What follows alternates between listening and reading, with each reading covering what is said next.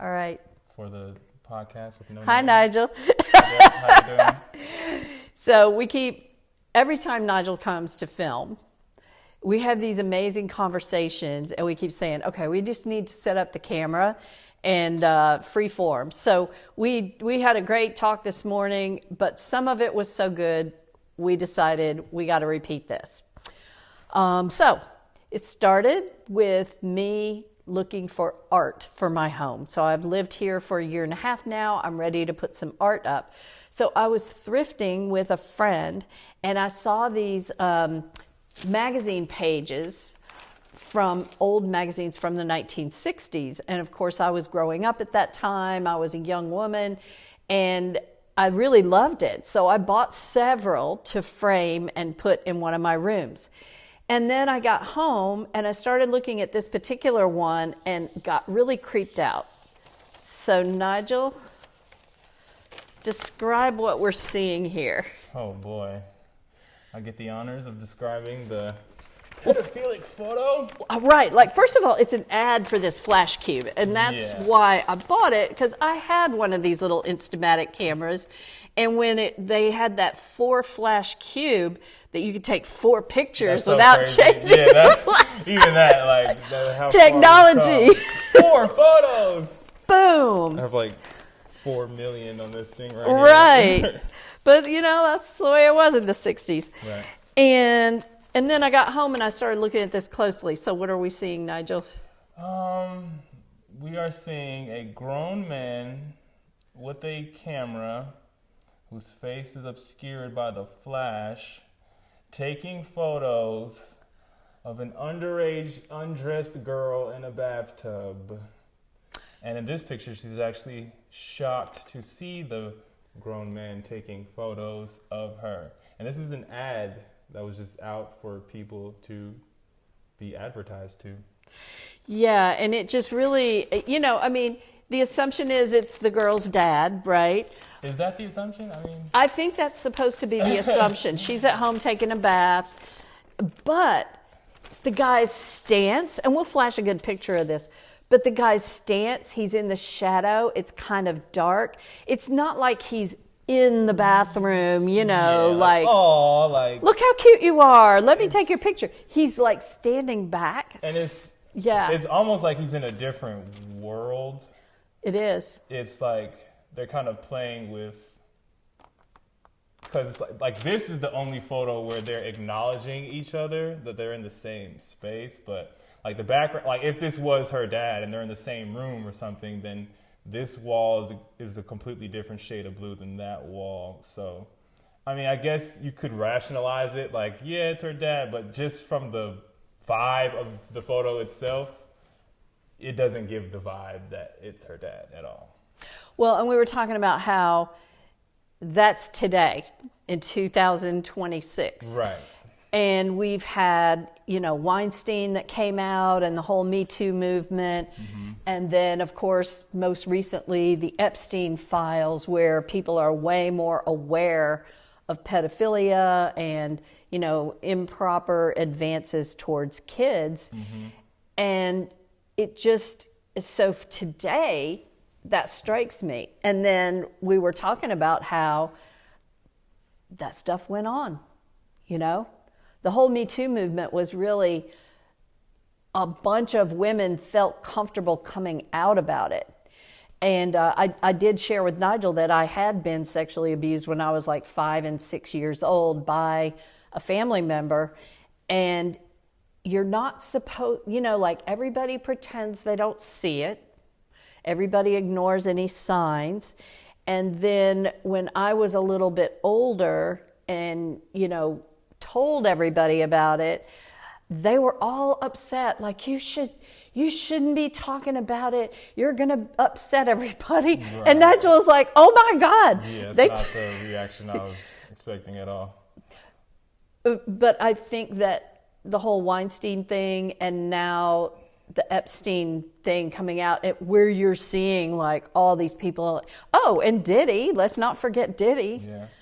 And so you're seeing all these people and you're going, oh my God, are all these people really involved in something like that?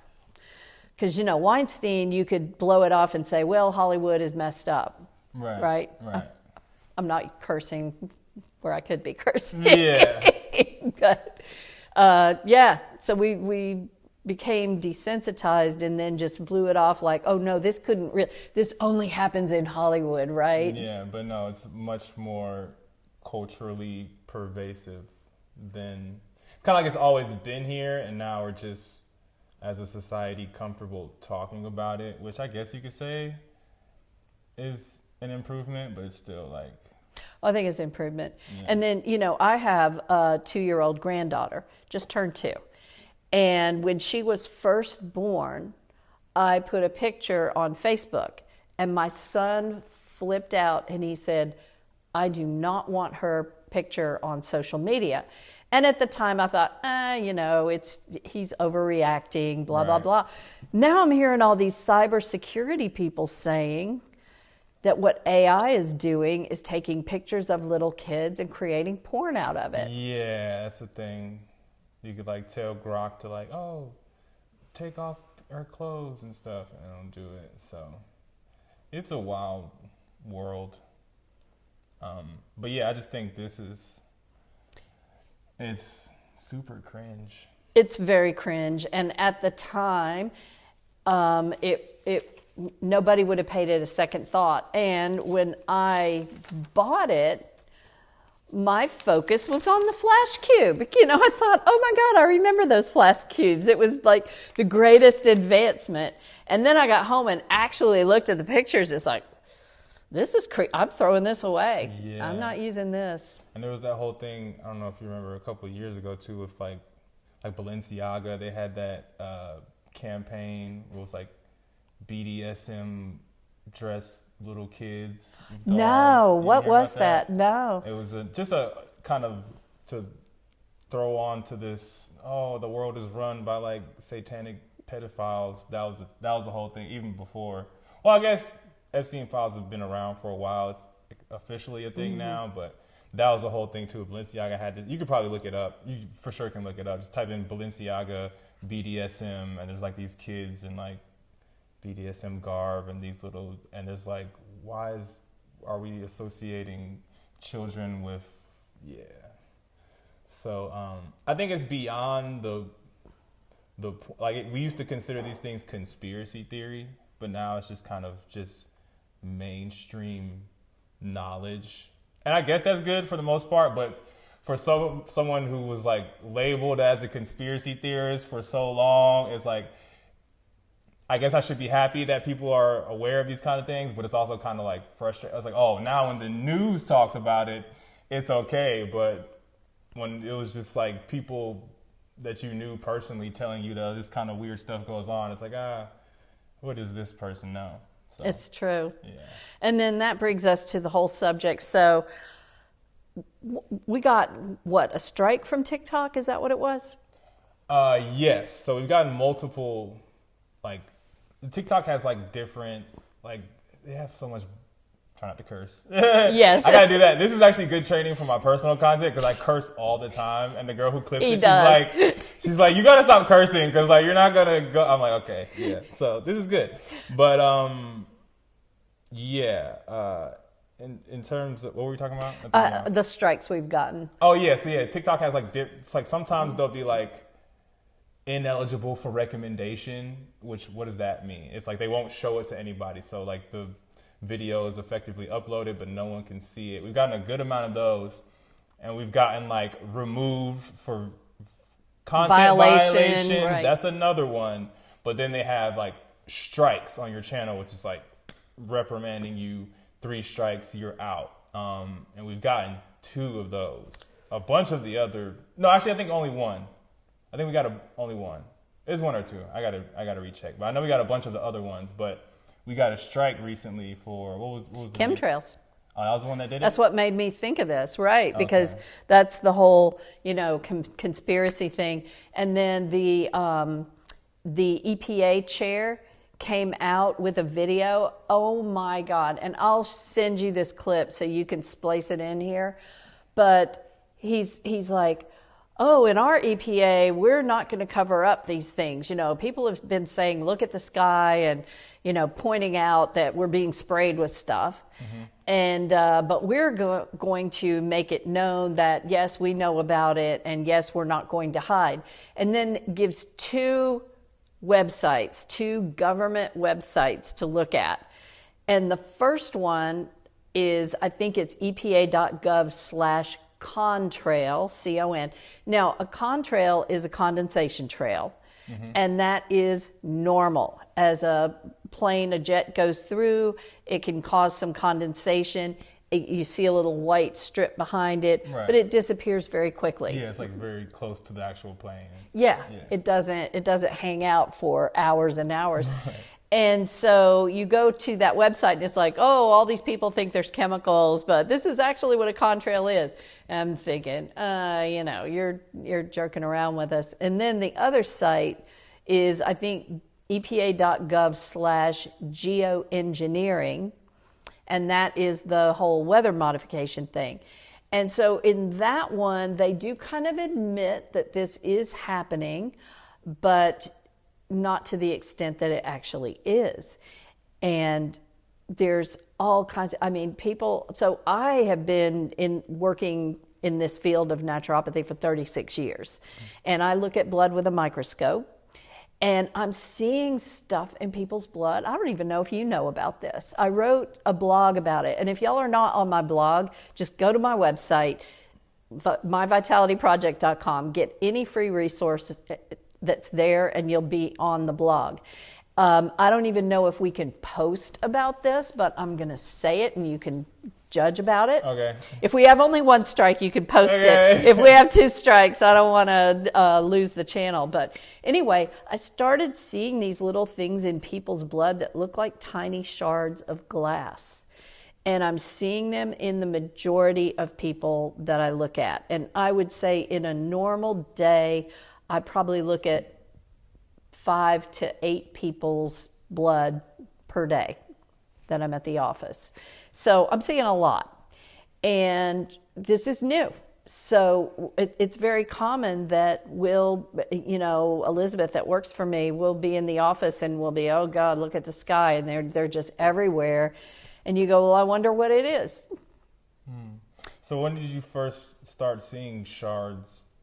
Not long ago, maybe a month ago. Oh, this is like very new then. Mm-hmm. Okay.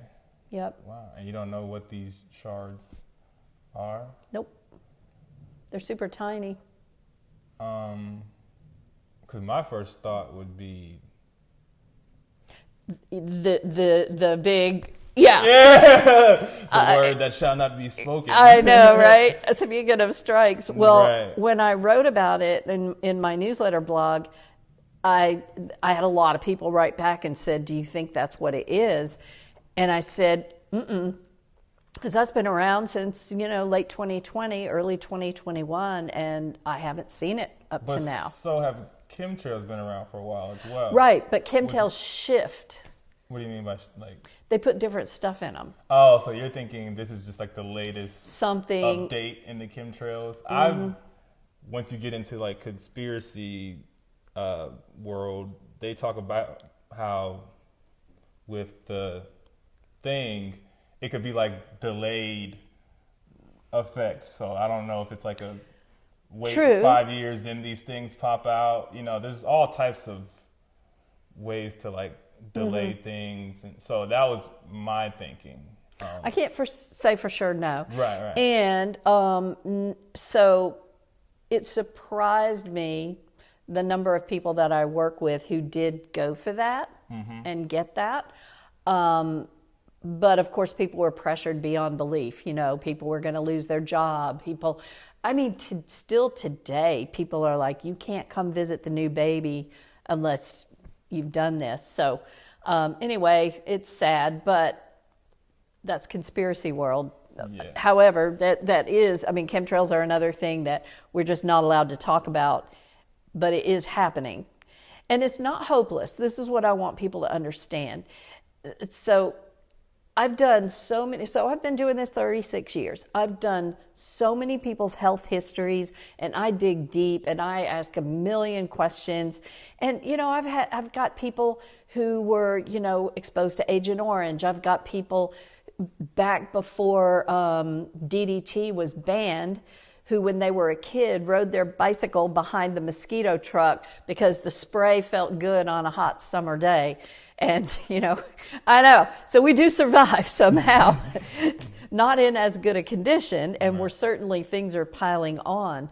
But this is really why detoxification, I talk about detox a lot and why that's so important. So anyway, but it's, you want to get the word out about things. Our mission, we've been doing this together for 3 years now. Mm-hmm.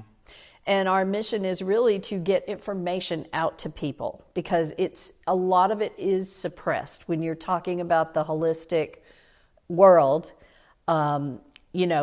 Years ago when I was doing this, there was this great website called Quackwatch.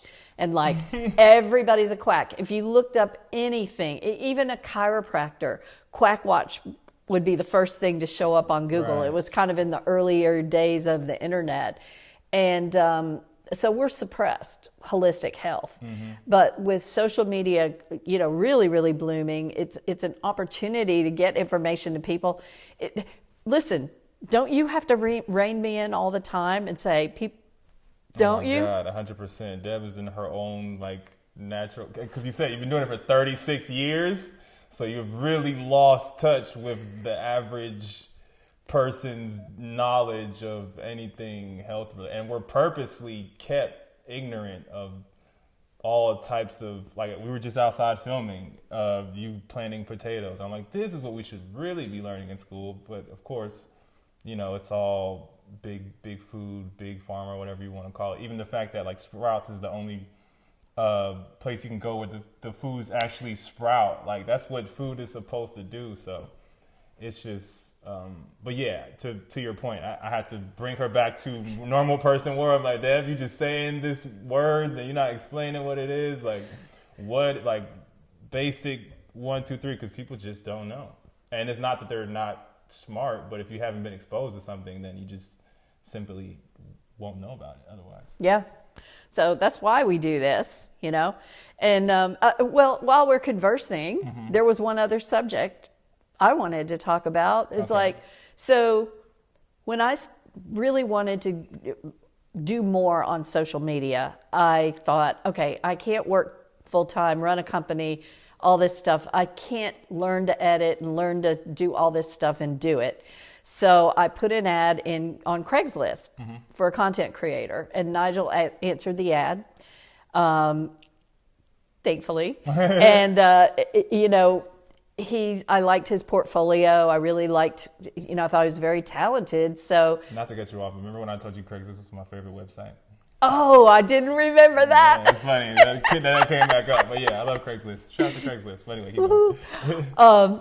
But then today I'm thinking, so it's been a great collaboration, mm-hmm. All this time, 3 years now. And as it's gone along, we've gotten to know each other. And how many times do you come in and we've both been thinking about the same thing? Very much a thing. A lot. Yeah. So today I'm getting ready this morning and just kind of thinking about getting together and what we're going to film about and all of this. And I thought, my God, so we are from 2 completely different worlds. Yes. So in 6 short weeks, I'm going to be 71. 32.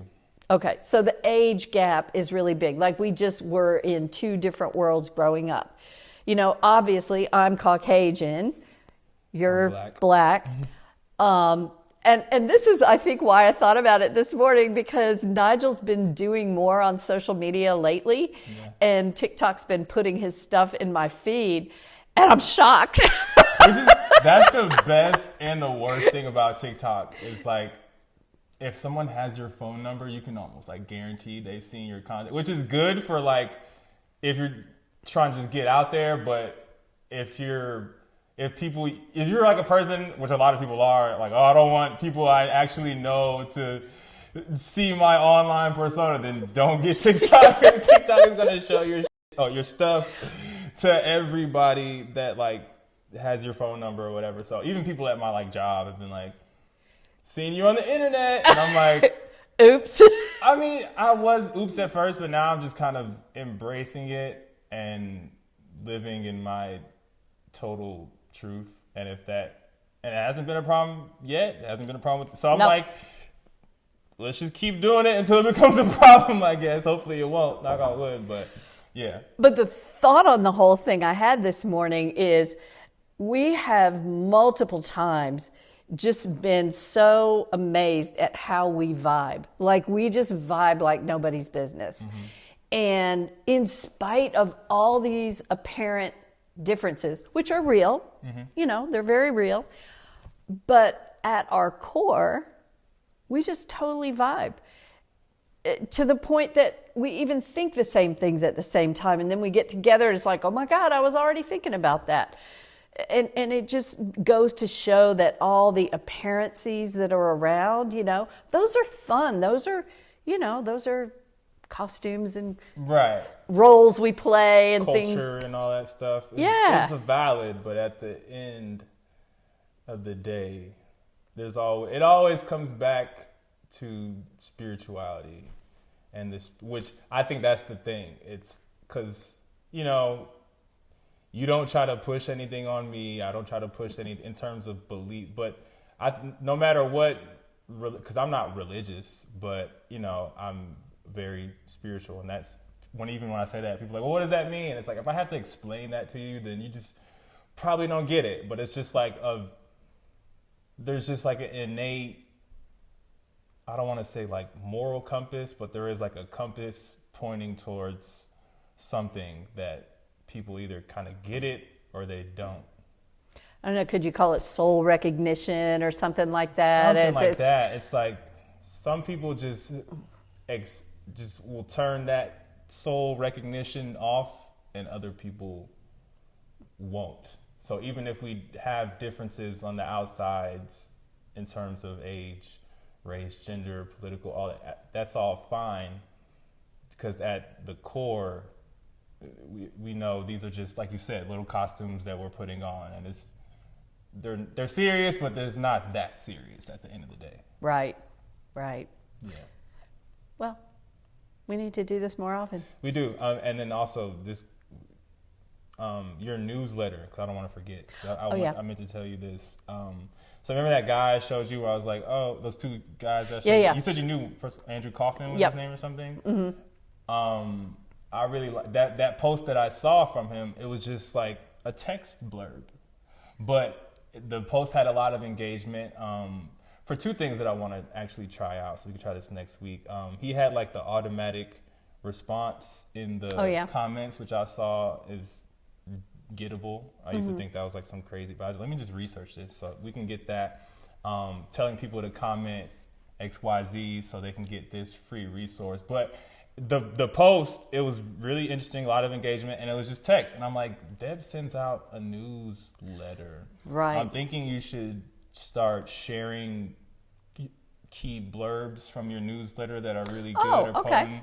And that could be another type of post that we put out. Because we kind of just exploited reels to the point where it's like, okay, that is the most effective form of content, but there's other things that could be effective too, and that's what that guy showed me. So, but don't forget, I can't talk about on social media everything that I write about in the newsletter. Well, see, that's the thing. I think, and I had to go back and check the post, but if you're posting it as a photo, right? Can I sneak conspiracy stuff into our content? And then if the actual, because I don't know how sophisticated, especially now with AI and stuff, all the scanning is, but my thought is, as long as there's not in the description text, like, hey, don't talk about, you know what I'm saying? You could just talk loosely about what's talked about explicitly in the post and be like, if you want to see more stuff like this, comment, blah, blah, blah, and I can send it to you. Now we can try it, and if we notice they're like community guideline violations, then we can never do it again. But I'm thinking that might be a kind of a workaround. Way to get through, yeah. So, or you could just get on my newsletter list. That too, but this will get more people. Well, this is true. This is true. Yeah. Was there something else? I think there was, but I can't remember. So I can't think of anything else. But we need to do this more often. Yeah, that was fun. We say it every time. Yeah. But no, we're actually going to do it, and this is a soft opening to a new. We're just diversifying the content all around.